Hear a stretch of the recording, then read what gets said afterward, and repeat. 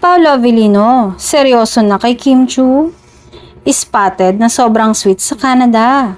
Mukhang hindi na mapipigilan ang kilig ng mga Kim Pao fans dahil sa patuloy na paglalapit ni na Paolo at Kim on cam man or off cam.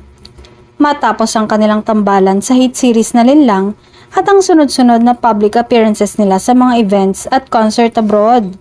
Napansin ng netizens ang kakaibang pag-aalaga at pagtrato ni Paolo kay Kim. Hindi lang basta co-star ang tingin niya rito, kundi tila may halong tunay na pagtingin. Sa ilang behind-the-scenes clips, kapansin-pansin kung gaano ka-gentleman si Paolo. Marami ang nagsasabing ibang-ibang mga tingin ni Paolo kay Kim, puno ng respeto at paghanga. Sa mga panayam, bagamat parehong maingat ang dalawa sa pagsagot tungkol sa kanilang real score, hindi na rin maitago ni Paolo ang kanyang pagpapahalaga at paghanga kay Kim.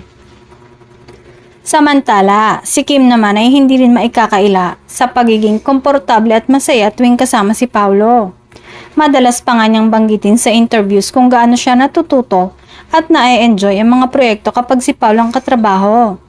Dahil dito, marami ang naniniwala na seryoso na si Paolo kay Kim at posible raw na ang kanilang real connection ay unti-unting nagiging real.